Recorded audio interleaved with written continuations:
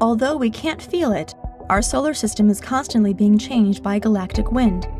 The wind is composed of gases like hydrogen, helium, oxygen, and neon, which form a very wispy atmosphere between stars.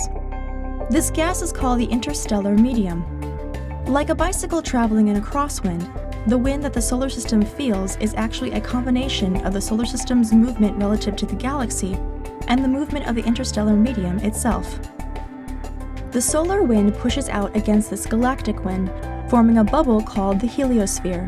The outer boundary is called the heliopause and is blown into a teardrop shape by the galactic wind.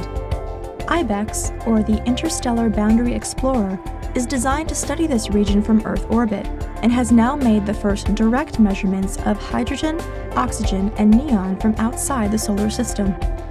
Many instruments have seen the characteristic spectra of elements outside the solar system, but IBEX is actually detecting atoms from interstellar space that punch through the heliopause and strike the spacecraft.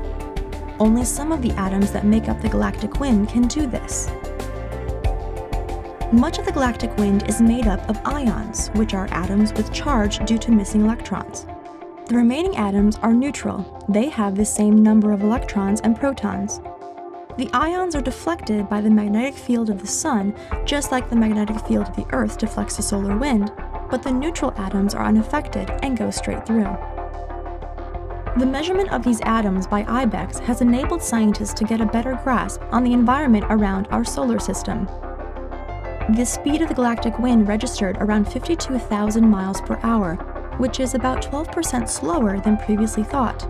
At that speed, it still takes about 30 years for each atom to reach IBEX from the edge of the solar system. The IBEX measurements of heavy interstellar atoms, oxygen and neon, show a difference from the solar system and galaxy as a whole. This puzzle may mean that the Sun has moved out of the region where it formed, or that some of the oxygen has been captured by dust in interstellar space.